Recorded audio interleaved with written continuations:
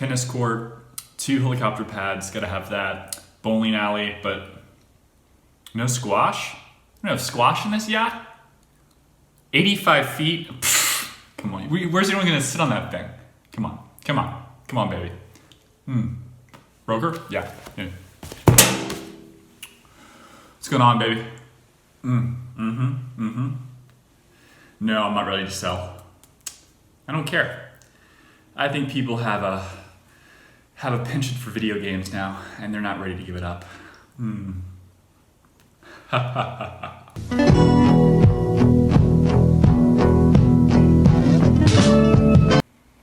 Welcome to the BenBen Show. I'm your host, BenBen. GameStop, baby. You don't know anything about the stock market? Don't worry. I'm here to talk to you about it today. I'm going to help you. We're going to learn about it together. I already know. You don't know. That's okay. You're not supposed to know. It's fine. You're an idiot. It's fine. We're going to help you. But first, a word from our sponsors. This episode of the BenBen Show is brought to you by Pornhub. Is that tasteful? Also by Feel the Burn outerwear. Hey Sebastian, these sponsors are a bit, a little sexual. Let's tone it down a little bit for the kids. All right? Tone it down. Melvin Capital, a hedge fund, had shorted GameStop stock, GME, the symbol, at $6 a share way back in the fall. And now it's trading at $330 a share. Oof.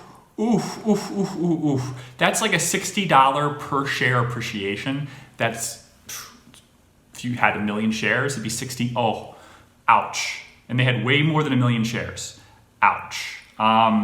This is all started allegedly by a group of millennials, young millennials, people that were taking their $600 retail checks, or $600, whatever you call it, the stimulus checks. And it's not fair. It's savings, but like most millennials don't have even $5,000 in savings. And most of the people on the Wall Street forums are probably not day traders trying to push stocks. A lot of them are interested in the market, probably don't play as much as they are interested to talk. Most people that work the markets don't really care about what other people's opinions are, but when it comes to pushing stocks, you can create manipulation through these markets, through these forums, and push stocks up. There was actually a 12-year-old kid back when Yahoo Finance was in its infancy that would talk on the message boards and try to pump stocks and make money from that. The FBI investigated him. I think it's hilarious. They might have even charged him with stock manipulation, but I'm not sure. Can you imagine talking on a message board, not being related to a company? You're not, Elon Musk tweeting about Tesla. You're just saying, I think the stock's doing great. And your only reason you're saying that is to get people to be convinced that that's right. And so you keep pumping messages and comments, oh my God, maybe from different profiles to pump up the stock. And you're charged with an SEC violation, and maybe the Justice Department gets involved and you're charged with a felony. What? That's insane. As a kid, who cares? That's crazy. But that's kind of what's happened. A lot of these young people are sick of Wall Street. You think that the Occupy Wall Street was a thing that was important? This is important. If you want to get back into hedge funds and investment banks, make a concerted effort to band together, almost like a international crime syndicate, but that has a negative connotation. It's an international, charity, and fuck over a hedge fund. There's nothing wrong with being short a company, but GameStop has this panache. It's kitsch. It's very... The early days of gaming, GameStop was a vestige. It's almost like people saying, hey, you know what, fuck you. Yeah, we know fundamentally GameStop might be fucked unless it becomes Netflix, but even still, through streaming, there's no real reason to have GameStop anymore, because you can buy the games directly from Microsoft and PlayStation, download them directly to your console. You don't really need GameStop. So that market, that value proposition in terms of market share and business model really doesn't work anymore. But because you're messing with our childhood, we're gonna fuck you over. I should stop saying that word because I want this to be child friendly. I don't know, I should stop. I'm sorry. I don't know how to do it though. It's part of my personality to cuss occasionally. So maybe I'm just being original. You might like that, an OG, but maybe you think, oh, you know what? I can't have my kids or can't watch the show because BenBen is constantly cussing. So maybe I have to tone that down. Practice makes perfect. Here we go. So those effing hedge fund managers are messing with our childhood, and we need those effing muffin loving hedge fund managers are trying to screw over some of the last remnants of my young millennial childhood, and I won't allow it to happen. So they've band together, and the stock's flown flown from like $6-7 in September all the way to $330 a share at the close today. Yum. Yes, I have a little bit of cold, so I apologize. My nose looks stuffy, whatever. Sorry. You just have to deal with it. I'm not gonna be as handsome as usual. I am smoking cigars a little bit.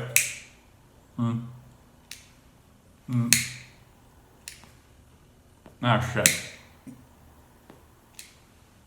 As I mentioned, Jesus, I'm out of practice. It's hard to look at the camera and then like light the cigar. You should just like go up and down the shaft. It sounds really gay. It's just like to get the flavor going, you know. But to look at the camera and do it, that's what that happened. Not because I'm completely nuts. My nice lighter's in the shop, as I told you. It also sounds pretentious and whatever, but it's part of the whole like panache of this show. I'm supposed to be a little bit of an arrogant ass. Kind of how I am in general. Flirtatious, jerky. I don't know. It's just kind of make fun of myself for the sake thereof. It's who I am. I'm not doing it for your benefit. I do it for mine. So one of the weird things about me is I get into a lot of trouble when I think something's funny for me, and then everyone thinks I'm an asshole because of, an arsehole, or a hole that is not good. It's the bit PG of ass. I don't know. So yeah, this is really cool. Now, to understand this, the mechanics of how shorting a stock works, I think this is important. When you short a stock, you're not buying the actual shares. You know, say, think of a pie and a company's equity, the amount of actual value that someone owns of the company. This is not including the debt that they borrow from like a lender. This is just the equity, which is really probably the most important aspect of a company because you own a piece of it. You own the slice of the pie, if you will. And say that pie is divided into equal parts of $6. So if you have 1,000,000 $6 shares of that stock, $6 million worth of stock, depending on how many shares are available, the whole pie, you own a certain percentage of that company. Does that make sense? So if there's 2 million shares available and you own 1,000,000, you own 50% of the company at $6 a share. Does that make sense? But when you short a stock, you are talking to your broker and asking them, the broker might even be able to borrow from other brokers, but we're not going to get into that right now. Your broker has a bunch of people that own that stock in their brokerage, and you are borrowing their shares. You are basically being lent the shares at interest, you have to pay interest on it, to bet the stock's going to go down. So you don't actually buy them. You just borrow because the person that owns the part of the pie owns it. You're betting against their position that it's going to go up. That's how a short works in general. Now, what a short squeeze is mechanically and how this is interesting. The reasons for a short squeeze can be, I think this is more sentimental. This is more maybe taking a big stab at Wall Street that's made so much money during this pandemic. Maybe it might be about that and GameStop in general. Just being a video game company and someone trying to take advantage of someone's childhood and like the fact that it's sentimental, like GameStop should not be destroyed. The value proposition of gaming and what it's done for people brings some happiness and stuff. And Twitch and the whole world is huge, and it's this derivative market. GameStop is a kind of a symbol of kind of like benign, friendly fun, and the fact that the evil hedge fund, a financier is trying to take advantage of that, even legitimately. They're betting on the fundamentals, and it's an open market. But sometimes the market acts irrationally.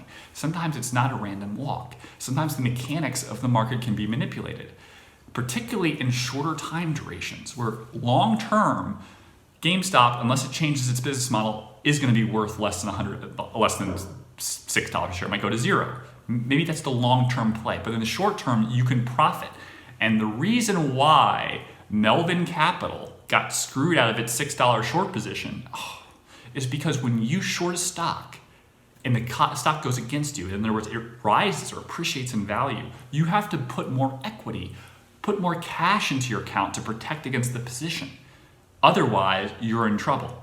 You have to have enough cash available for your broker to feel confident that if this stock keeps going up, because on a short, you can lose all your money and more, exponential, right? So if it doubles, okay, you're already down 100%, right? Then if it keeps going, you owe 200, 300, 400%, 500%. You see how you end up owing your broker. A friend of mine, Martin Shkreli, he's not as bad as you think, did this with, I think, Kalos Bio, and a young man, or whatever, shorted the stock in the pre-market. Some news came out, Martin took advantage of it, and the stock flew. I think the short owed E-Trade like $63,000. That's how it works. Now, why does the stock fly? Why does a short squeeze actually happen? The reason, think of like a step of stairs. As each person closes their short position, because when you buy a stock, how do you close it? How do you make the money, actually take it?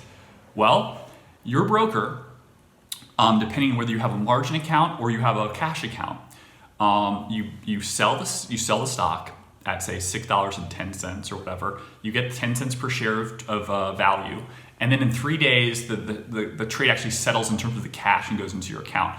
But a broker often, if you have a margin account, will just credit you instantly, so you can withdraw that immediately. Conversely, the broker might digitally credit you the trade, but you can't actually withdraw the money because the trade hasn't settled. Either way, that's how it works. You sell to another person, you get your profit or your loss, depending. That's how it works when you buy a stock. When you're short, you need someone to be able to buy from to close your position, because you're borrowing. So in order to close, you have to buy shares. And if the stock keeps flying, all the shorts have a limited amount of shares that they can purchase. So it's almost like, this is funny. I own the stock. I'm fine. I like that it's going up. You want it to go down. You are afraid of losing more money. Every time it goes up a tick, you lose money. So you have to borrow to short, and then you have to buy it to then close and get out and protect your finances, protect your bankroll, protect your account. If you're a hedge fund, protect your livelihood, your ability to function as a hedge fund. So you have people you've OPM, other people's money that invested in you, that believe in you. And this is not good to lose a massive, massive loss in an economy where the market inherently just kept going up. I think one of the reasons why some of the quantitative trading companies like Renaissance have not performed well, D.E. Shaw has, but Quantum perhaps hasn't, is because the reversion to the mean, when you rebalance your portfolio, which a lot of quantitative computer algos do, if the presumption is the market will recalibrate back to like a 200-day moving average or some variant of normalcy. It hasn't. It just kept going up, up, up, up, up, up, up, up. That's hard to make money. Basically, you just make money by buying and holding this position, despite the volatility. And the volatility has been erratic, and it's confused a lot of these quants. So essentially, the reason why short squeeze happens is I am short. I need to close my position to protect my net worth, my wealth. I buy the stock. I buy it back at a higher price. Then there's fewer shares for the next person to close their short to buy back. And it keeps adding as a ladder. And as we are closing, we're actually contributing to the price going up because we're buying shares. So there becomes less and less of that pie available, which means, what does it mean? Well, the less available something is, the higher the price. So the more people that are borrowing against a purchase to purchase more against the available pie pieces, outstanding shares, means the stock keeps rising and appreciating. And this is crazy because the float, the amount of shares that are normally traded are only so much. There are only so many available. So people are begging to get out of their position just to protect themselves. And a broker only has so many shares that they can borrow against to offer as shorts because they only have so many people that have bought that particular security. So essentially, you're in this horrible position when you're short, and this happens where you have to get out of your position, but you have one broker, perhaps, if you're retail, hedge funds have a little bit more ability, you have to close, and you have a huge position, you can't sell right away. As you're closing parts of your position, it's going to take days or weeks or even months to do this. And that's probably what Melvin Capital decided at some point, that the risk, it's not worth it to them. Let me put it this way. For tax purposes, for example, yes, I believe that GameStop will go back down below $100, for sure. Some people, I haven't done the cash flow evaluation or multiple. I haven't looked at it before this show, but some people have stated it's worth about $60 a share. Let's say it's worth $50. They have shorted the stock at $6 Much like Valiant, when Bill Ackman decided, you know what, I think Bausch Health, the new name for Valiant, is going to recover, but I don't have time for this. Time value of money. We're so down in the hole, it makes sense to cut our losses and to invest in something else. Get what I'm saying? What is the likelihood that this company is going to not take a loss, or that they're betting on a loss that's less than the status quo? It makes sense for them to get out of this position, take the tax loss, and call it a day at some point. It also makes sense to tell the public that you're doing this, even if it's not your intention. You should be very, very, very careful about, yes, they might have closed their short, but they might have established a new short.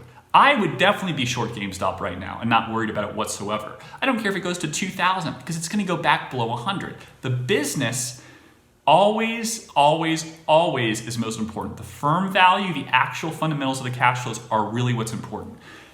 McKinsey has a book called Valuation, which I encourage anyone that's interested in the stock market to read, which talks about the mechanics of how valuation can be askew from the efficient market. The efficient market being the intrinsic value of a company itself. And they say that sometimes the stock, the book will say, well, we recommend a 20% variant between the highs and lows of the actual intrinsic value. But McKinsey would argue that there might be 2 to 2.5 times that value. So say the stock's worth 50, it could go to 150. For conversely, it can go, well, it's not going to go below 100, but say it can go, go to 10. So either position, you have to have enough equity in your account to protect against, variance, believing in your valuation. You have to deal with the volatility. And most people can't deal with volatility when something goes up 3,000 fold or what if 6 to 350, whatever that is. Absurd. Absurd. And a hedge fund really has to count their blessings that they're not insolvent at this point. But again, this is why you hedge. This is why you don't allocate capital more than 10% generally of your net worth or your portfolio or your bankroll to any one play for these reasons. Because ultimately, they can get you in trouble. Now for shorts, which are almost act like leverage positions because you're borrowing money,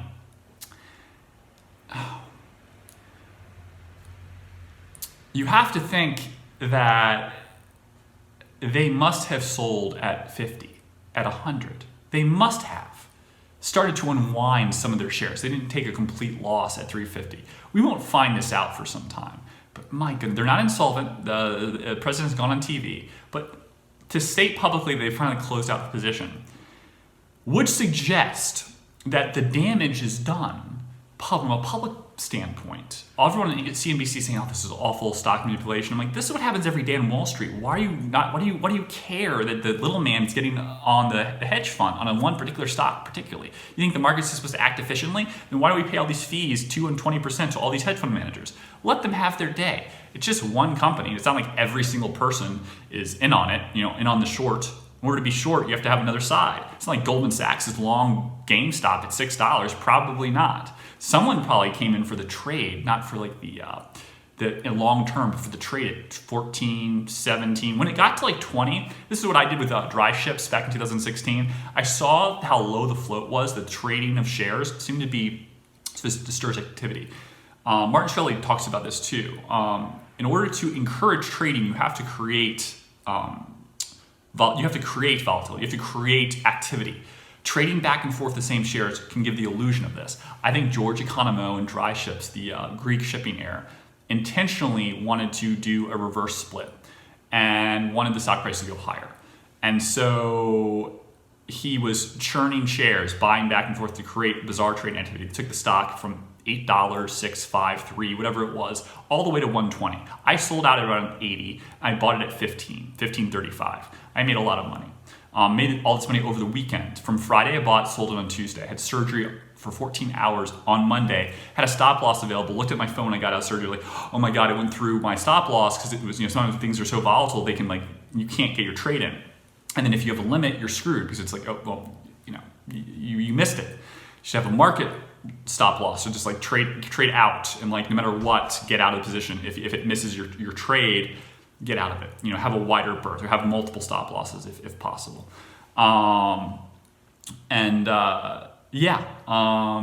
These things happen. They're crazy.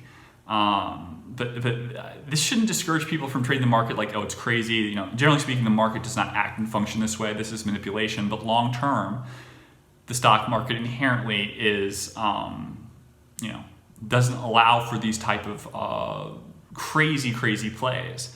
But this is what happens when you bet against a security, is there can be a lot of power to push the stock up. And the only reason you have to sell is because you might not have the liquidity to force yourself or to give yourself the ability to stay in the stock. You don't have enough equity, you don't have enough value of cash to protect your position, which is how a short squeeze works. You're forced out, which creates this buying frenzy of covering, which is the closing out of a short. And that's what happened. I think it's awesome. I think it's cool.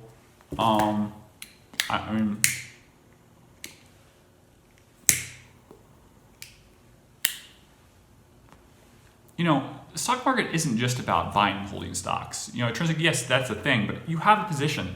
You can sell options. You can, options are derivative of the actual shares itself. You can sell premium. In other words, like I own a position. I want to trade around that position. When I think it gets too expensive, I want to sell premium and then let it go back down, buy more shares, or sell sell puts on the actual stock itself, so that it goes back down to what I think the intrinsic value is. These are ways of trading around a long-term position or with a time horizon greater than a year. And it's important because this is how the game works. It's a game. It's a casino. You have to, it's for the big boys.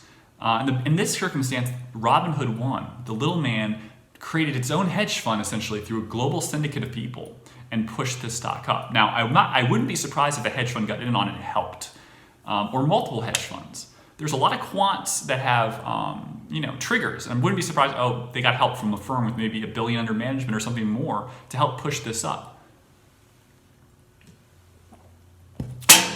If you start looking at the float, you realize that it seems very unlikely that this is all just retail. You take the average float and you look at like the multiple of that during this time, particularly in the last few weeks, it seems highly unlikely. And when you're a fund, you can control these things, Not everyone's buying at 100. Not everyone's dumping at 150. Obviously, you can't dump a huge hedge fund buying millions of shares at 150. Cannot dump that off to the retail market in one swing. So this is controlled. Someone made a concerted effort to help retail in this position and push GameStop up probably around 50 to 100 share, and made sure that they had liquidity to get out of their position in case something went the other way.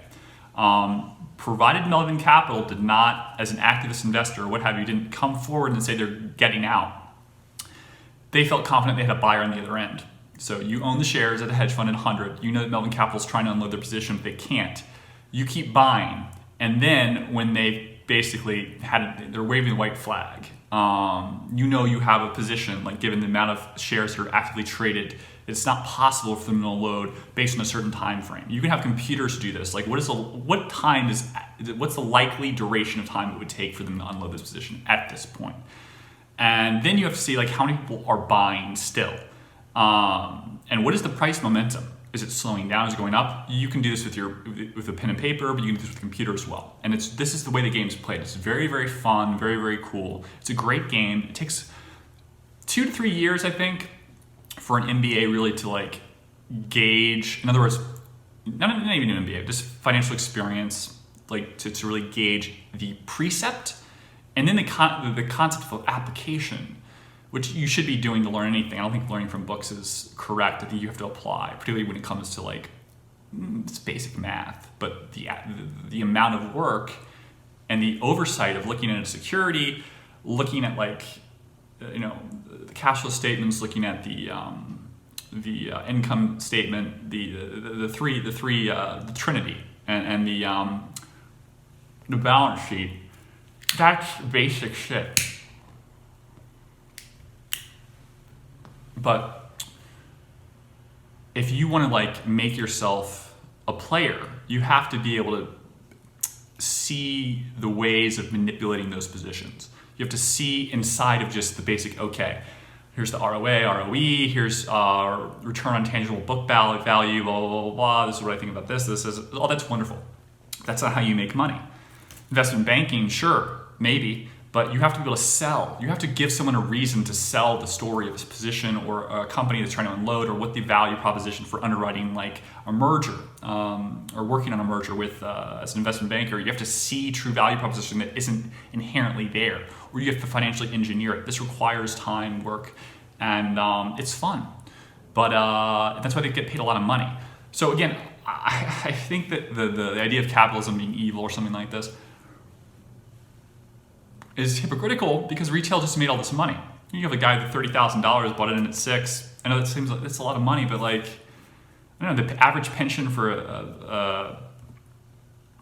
a school teacher working for 30 years is in the hundreds of thousands of dollars. It's perfectly feasible. Some person went crazy with terminal cancer, like Walter White, and said, "Fuck it, let me just buy $250,000 worth of GameStop at 15. It's flying. Who cares? I don't care. I'm going to die in 10 days."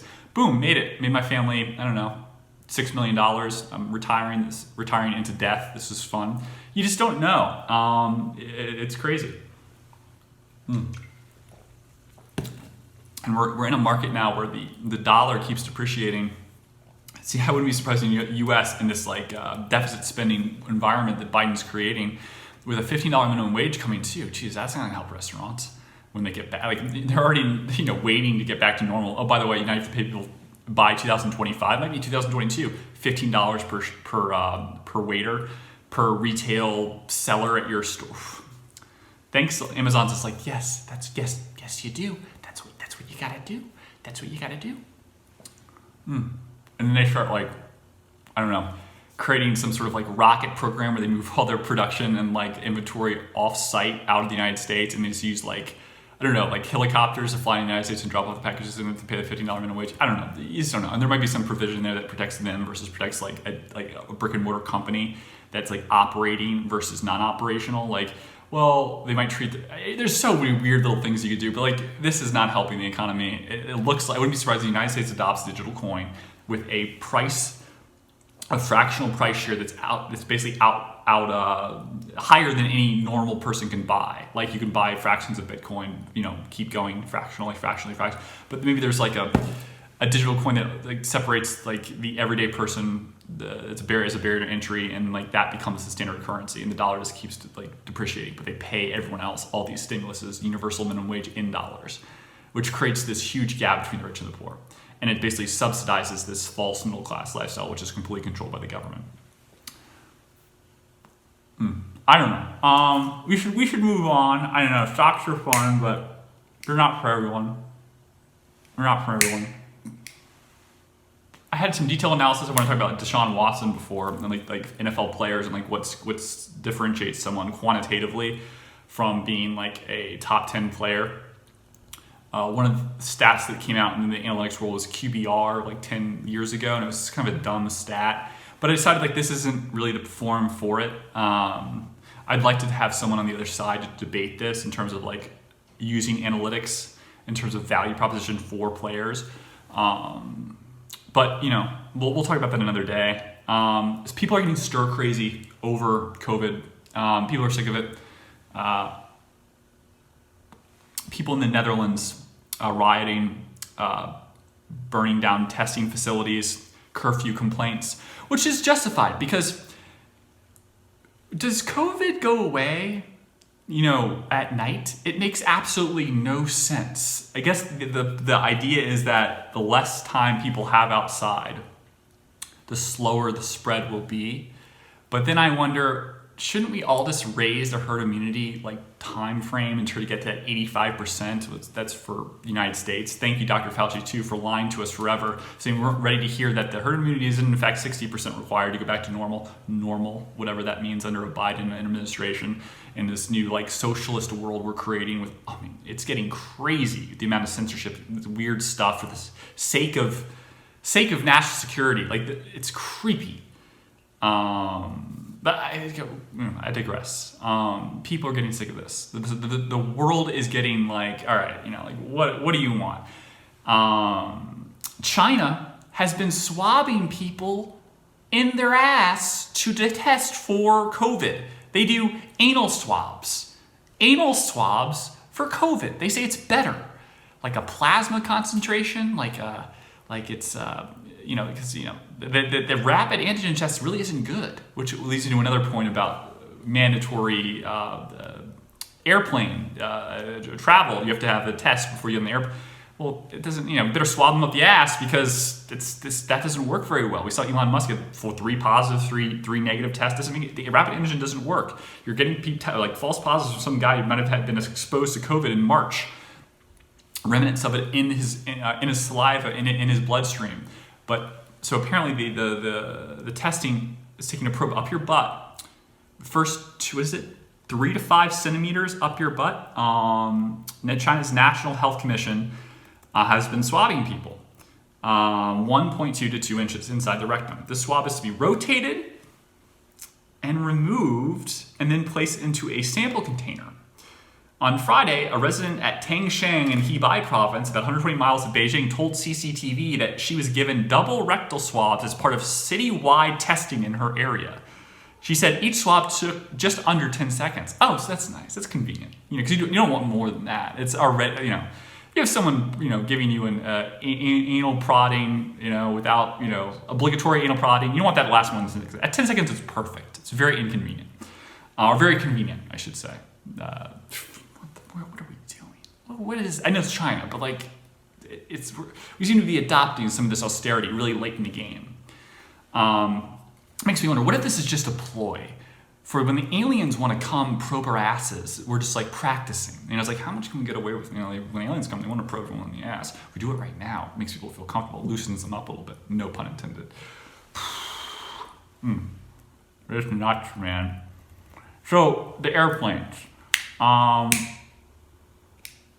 Biden considering mandating swab testing for all domestic flights, which I don't really understand because shouldn't it be for international too? Maybe it already is. I don't know. But this false positive nonsense with the rapid antigen test doesn't seem to make sense for this. It seems to be very oppressive. Imagine living in New York somewhere, but you're stuck in somewhere cool. I don't know. You're not stuck somewhere cool. You're from LA, you're from New York, and you're stuck in Delaware. You can't get home because you're testing positive for COVID that you were hospitalized for, say, let's play it, hospitalized for COVID in April, but you're testing positive for it right now. And they're like, well, you might already have it again. Or we don't know, or you might have the new variant that means that if you've had it before, it doesn't matter. Oh my God, but I feel fine. That's great, but other people won't feel fine when you spread it to them. When does this end? People are already talking about the new variants not being impervious to the vaccines. They're already talking about possibly the new variant, if you've had COVID in the past, you can get it again. It's like it's starting all over again, which perpetuates this cycle of something that has a 99.84% survival rate.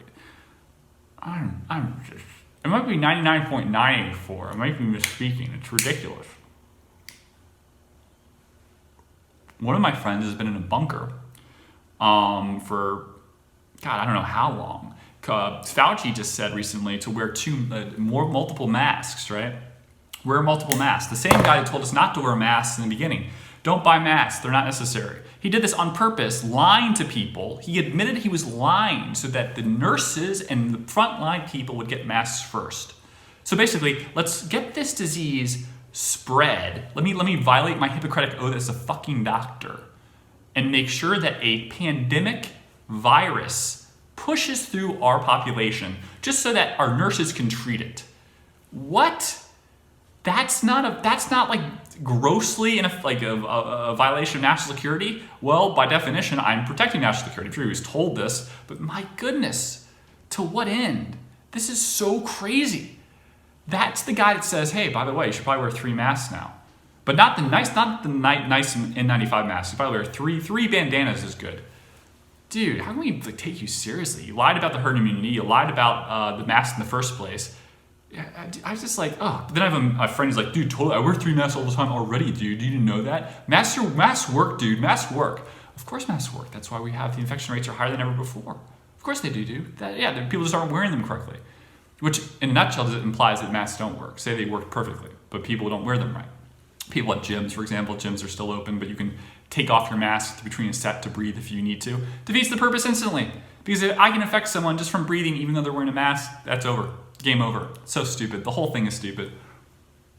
I'm sorry. It's retarded. I feel like there's like a hole in this. Like I'm not, like there's not enough insulation. Like I don't know, like it's broken somewhere. It says something bent here. Like some of my breathing, when I'm puffing, I'm losing some of that suction. That's what she said. I don't know.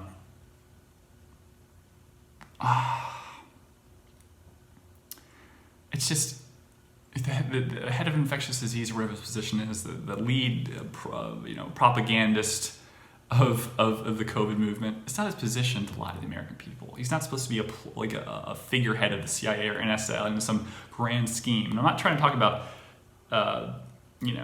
conspiracy theories. I don't really want to get into that, but it's just like you have one job, which is to protect the American people and not treat us like cattle, like we're crazy, like we're nothing. I think it's just inherently wrong, fundamentally wrong. I can't speak enough about it. I'm so over COVID. It's the most boring thing at this point that I can think of. The idea that it's like being recycled is the most dangerous thing or the scariest thing, or like we have to be freaking. People have lost their life savings, lost their jobs. They're people that would never take welfare are forced onto it, and it's almost like putting people on heroin. Once you put them on heroin, which again, I'm not gonna get me wrong. Sorry with that. That's not something that is completely thrown by the wayside. Wouldn't be surprised if that's not a thing of let's get everyone doped up in the United States. Let's control that, but keep allowing generations of people to overdose and control our population through heroin. Keep the masses doped up. Let's heroin, cell phones, Twitch. Let's keep it going. The negative ramifications of technology. Ted Kaczynski's dead on. Dead on. Oh man, this is awful. That's why it burned. I had to do that, puff it a million times. So I took the huge flame in the beginning. Proud Boys leader Enrique Tarrio, Cuban black guy, but of course Proud Boys is a white nationalist movement, but the leader, Cuban black guy, is also an FBI informant. Wonderful. Did stuff with MDMA and drug trafficking, human trafficking stuff, and infiltrated some gangs and some mafia stuff in Miami. Has been an informant for some time. Used to inform on the Proud Boys, letting the police know when he went to a certain state that they were what they were up to or what they were intended to do, which I guess is also not the worst thing in the world in terms of violating the integrity of the group itself. I think he just wanted to kind of have some balance, but unfortunately he stopped doing that because they were labeled a terrorist organization. He thought it best not to. This guy sounds like a crazy person, but this might be disinformation to some degree, but maybe not. It's partial truths that are manipulated to make him dismantle the organization in terms of integrity. How can you have allowed some guy that's an informant to join your, become president of your group? Then again, I don't think the Proud Boys are a terrorist organization. I think it's bizarre that you would label them a terrorist organization, but not Antifa. The riots and the murders this summer, juxtaposed with what happened on one day at the Capitol building on federal property, the juxtaposition of which is inherently a singular event in terms of conservative protesting versus what's happened in the past in terms of peaceful protesting, civil disobedience amongst conservatives. It might have gotten to a point of great stress and tension, and people felt as a patriot to go into the Capitol building and express their desire for a recount or some sort of investigation into the votes that allowed for Biden to basically take the election after the fact at 2-3 o'clock in the morning in multiple swing states through just one segment of votes, mail-in voting. That's legitimate to a degree. If Ted Cruz believes it, just give me a 10-day audit, let me review these votes, and you believe that, someone's getting the one-up on the American people and democracy in general and the Constitution and how the election process is supposed to take place, particularly with electors, state assembly, so forth, everything in the actual constitutional amendments for how an election is supposed to be processed. I don't blame people. I blame people for committing acts of violence, hurting police officers, contributing to the deaths of people, idiots. But by and large, these people are not all the same. They're not all evil people. They're not all terrorists. And I don't know. It's crazy. It's crazy. Oh man, I just read this. DC police named second officer suicide after Capitol riot.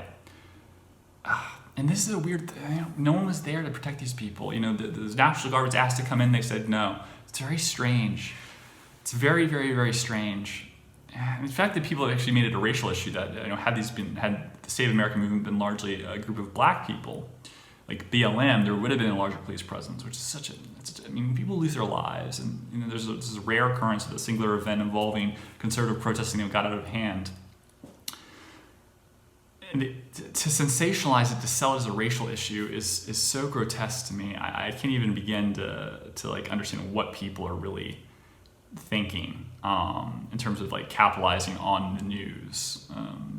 And the Democrats are capitalizing on this huge, big time. And I don't know that it's going to end. They have the Senate, they have the House. This is crazy. I wonder what else is coming. I don't know, but I'll tell you this. If you're a small business owner, you want what's best for your employees, of course. You want them to be happy, but $15 minimum wage for some businesses, particularly ones that involve tips, like restaurants, it's a little weird. So you're going to get tips and you're going to get $15 an hour. The whole purpose of this is that you get the tips, but you don't get the money. Like the hourly wage is how I make my money. It's like a transfer where I sell a product, you facilitate the transfer, get money for the facilitation of taking food from point A to point B and being a nice waiter and having a nice positive attitude with your table. That's how it works. So I guess maybe tips go out the window. And the question is, would you rather have $15 an hour as a waiter, or would you rather have your tips? I would imagine, I know this isn't the case at Mr. Chow's and other places in New York, but if you were a restaurant in New York City, fancy restaurant, you'd rather have the tips. Of course you would. And what happens if you're denied tips now? Tips are going to the restaurant itself to offset the $15. That could happen. I don't see why that's not possible, or why when tips get calibrated from credit cards at the end of the night, that they don't go back to the restaurant or aren't pooled into some 50-50 split where 50% of the tips are taken by the restaurant to offset the cost of $15 an hour. All this is possible. This is the problem. Because these fake things that generate money from nowhere, that violate the national supply and demand of business, okay, here's the amount of workers are willing to do X, Y, and Z, blah, blah, blah, blah, blah, blah. When you have inflation, prices keep going up, things are getting more expensive, we have to give people more money. You can't just create money from nothing. This causes inflation. This causes the devaluation of the return that you're giving to people to live, and they then become impoverished and subjugated to a wider gap between the rich and the poor. And the more taxation, the more government interference that goes on in this process, the more that gap widens and then becomes almost a mountain that you cannot possibly climb over, because any savings you get, the amount of money you put to the side is taken out of your paycheck more and more and more. It becomes difficult to have savings that returns an interest that's on a actual amount that's worthwhile. So you never retire. You're always on this government subsidy, and you become a slave. And that's the best way to control people. And if you want to control information, control your citizens, like Russia or China, you're doing a great job if you're Joe Biden. You say certain things to get into office, say what people want. You want free money? Of course. Do people understand economics? Well, the idea is that people want short-term gratification. Short-term, all these benefits, transgender rights, this, whatever, blah, blah, blah, blah. It's all wonderful. But then your daughter loses her track scholarship to Princeton, and now she's going to a state school, and that undermines her value proposition in terms of the workforce, and she gets out. It's an extreme example, but something like that. The idea that you think that there isn't a women's rights issue when you allow transgender athletes to perform with women, that's not a problem. You're out of your fucking mind. Oh, is there going to be an asterisk next to these people? Did you realize if you literally allow Princeton, Harvard, South Carolina, whatever, schools to just say, I can take this former biological man and run him if I recruit them as a woman. Yeah, I'll do that. And then Sarah, who's a biological woman, doesn't go to that school. And then there's this strange group of people that are are biological men that are now student athletes in positions at schools that wouldn't have been there if it weren't for civil rights actions that directly affect biological women by saying that biological sex doesn't really matter. Gender's most important, and gender's fluid, which to me sounds sexist, because then there is a gap between what women and gender identifying women have in terms of attributes and abilities. I know it's one thing to say that white people can't possibly be racist, white people can't possibly be oppressed, that white people, can't be marginalized, they're in power. But part of that group of oppressed people has always been women. Suffrage movement, which was, pushed by men. We're not going to go into the history of that right now, but women's rights, equality, wage gap, all that is thrown by the wayside when you start saying, oh, by the way, in this respect, you're talking about Title IX, why you can't pay athletes, you have to pay the women, right? And that women's sports generally don't make as much revenue. But there is this very oppressive status quo of, oh, well, listen, transgender athletes now have to be, according to Biden's legislation, under the Equal Rights Act, amendments of how what constitutes as an oppressed group, or transgender athletes are part of that. And women, I say you can go both ways, but I say the women I think is particularly offensive, are now competing against biological men, and they're supposed to say, hey, this is equality.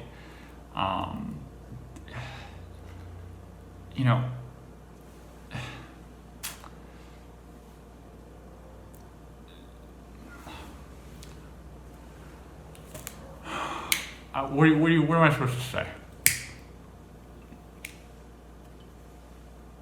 We all know it's true. We're supposed to honestly say to a 16-year-old girl that she's being a TERF, a trans exclusionary radical feminist, because she's upset that she constantly loses her race to Jamelia, formerly Jamal, 6'3", 190 pounds, soaking wet muscle, runs a 40-yard dash in 4.4. She can't be upset about that. That's transphobic. Jamal, who also won men's races. Well, let's have Roger Federer play Serena Williams in a tennis match.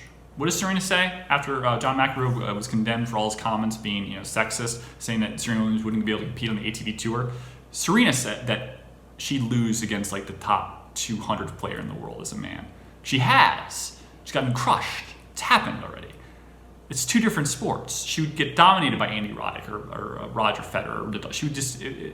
So now take Roger, put him on some, put him on estrogen and test blockers. You think he's going to not destroy everyone on the women's tour? Of course he is. Lower his testosterone slightly. Come on, it doesn't matter. The bone structure, this is what's crazy.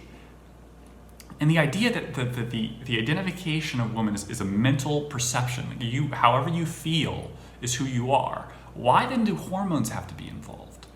But I'm just saying, the repercussions and the hypocrisy of oppression, that women are not oppressed groups of people, that people now that want to get their COVID vaccines have to wait in line because for some reason there has to be, an African-American man should have the right to get one ahead of a white male to balance the inequality equation, according to Biden. These things promote dangerous precedents of the most superficial negative traits of racism that go both ways, because you want to end racism, but you're basing everything on race. You're celebrating diversity in the most bizarre way by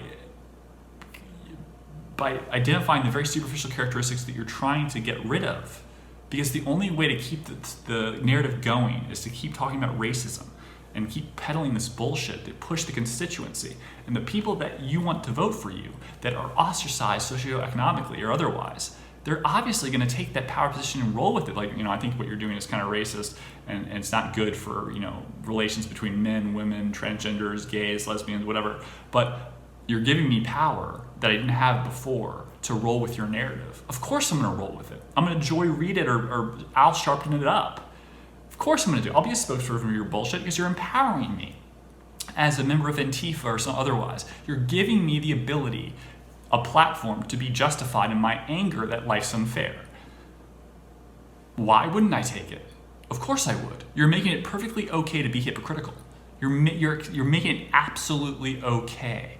You're saying that it's impossible for me to be racist and that I'm a victim no matter what I do, and that I deserve to be first in line, and I deserve X, Y, and Z, and that it's not unfair because of historical sexualization or because of previous wrongs, that this balances it, even though it's unfair for these people that are white or whatever, and they're, right now, it's completely unfair to them, but that's not the point. The point is we have to balance inequality from historical past. These are reparations.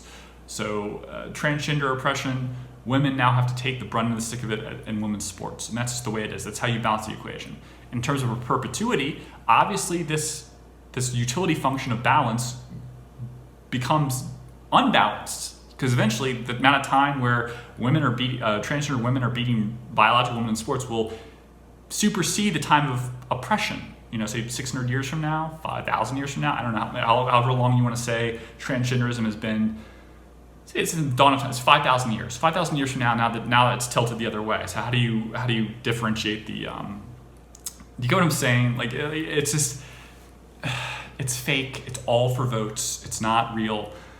And there's no easy way to go about this. I'm going off on a tangent. There's so many things I could say. I don't really want to talk about any of them. It's just, I'm a little overwhelmed that people are being probed up their ass. That's just basically what it is. And I'm a little concerned about airplanes and traveling and being forced to take a test. Not really, but what does that lead to? Mandatory vaccinations, you get what I'm saying? Like, mandatory testing is just the beginning. The fact that 200 million more vaccines were ordered in the United States, there's gonna be this thing, well, there's no reason not to take it. We have as many vaccines as needed to vaccine everyone. So you can't, it's not an excuse. You put the lives at risk of other people around you, and we're not even sure the vaccines work. So you better take it, because the next strain might be impervious to it, or worse yet, you might have to be vaccinated multiple times. There's no excuses. We have to fight this virus, and we have to work together. It's all about a collective. And that's the danger. This is probably in California. Black voters voted down the gay marriage proposal in California, because they don't all think the same. All the progressives, constituents, and voting blocs don't all agree with each other. Islamic groups don't necessarily agree with all the women's rights stuff. Not as a whole. Some people do, of course. Some people are outspoken for women's rights. But then the trans thing becomes a problem, because women are being oppressed in that regard. And the idea that you think that they're not, or that, and this is the problem. You're telling someone that they are a real woman, and it's oppressive to them to say, but they have an advantage because they were a biological male over a woman who was a biological female. That undermines that person's identity, expression, and recognition of who they feel they truly are. You can't win. You try to appease everyone's feelings, you're going to lose. And that's where we are. Technology, social media has become this weapon that is going to, I don't know, it's dividing us, it's keeping us further away from each other, it's creating angst and oppression, and the perception of inequality is what we strive for to buy as a product. Oh, that's awful. That black baby shot 25 times in the face by that white police officer. I'm going to click on that article. we're subscribing to this destruction of our connection as human beings to each other because we love the sensationalism and we're addicted to it. Our limbic system, the way our brains work, are addicted to this strife. Ooh, bigger explosions. Oh, I got to see that. That's why, the Marvel movies, oh, bigger screen. I get to see more sex and gratuitous violence because it's right in my face because that 40 inches wasn't big enough. You see what I'm saying? Like this is the way our brains are, like our mammalian lower primate brains work. And it's being sold to us. And we have algos now that know exactly what we think. Amazon knows when we take a poop. It's like, oh, well, he had coffee at Starbucks, the colic response, colic reflux should happen in the next 15 minutes. Let's try to sell them on some Bounty or I don't know, who makes Charmin bathroom tissue. Bathroom tissue seems so, toilet paper in 5 minutes time. How about that? Sound good? Okay, let's do that. Boom, we got him. And then you can give people, they want a product B, but now we're gonna get them to product X through this manipulation of how they think. Oof. Search engines are fundamentally a DoD project designed to anticipate what the populace will do or think for control purposes, for information control. And that's it. That's it. Gordon Gekko, going back to stock market. The most valuable commodity or asset that I know is information. And now we have all these third parties that are controlling the way we communicate, think, and express ourselves. And they've become an extension of who we are. And we're nothing without them. Guess what happens when we lose control of the baseline code of that, or the inherent ability to facilitate the originality or the truth behind that mechanism? Well, we already lost it. It's over. They're controlled by third parties. Parties that had government backing in the first place. This is the brave new world. It is what it is. It's not a game anymore. It really is happening, this conversion to this crazy world of totalitarian dictatorship, control, subjugation through universal minimum wage. It's all happening. It's not just, colleges are very progressive and intelligentsia are controlling the narrative of postmodernist rhetoric. No, it's seeped into our culture as a weapon to control people. Like, you better be nice to other people or else, or this is unfair. So even if it's contradictory, it doesn't matter. The narrative is all that matters. And we have to do something to fight that. And we have to have people, you or I, or people that, like Tim Pool, Ben Shapiro to a degree, Steven Crowder, who takes a much more comedic view of it, and just accept that you have to be able to poke fun at the ridiculousness of what's happening and not be accosted for being offensive. And any idea that is antithetical to the narrative isn't dangerous. What's dangerous is suppressing that idea or subduing or controlling that idea or keeping that idea from the mainstream. And it never goes away. You push them off Parler, off Twitter, it starts to seed and build somewhere else. And you have no idea what a revolution starts to happen right from underneath your feet. And that's scary, but maybe that's the progression.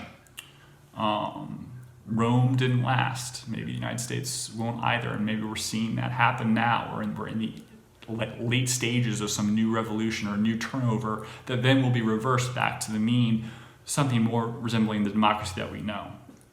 But we're at the bad part of it right now, where this is the dark ages, and it's coming, and we haven't seen the worst of it.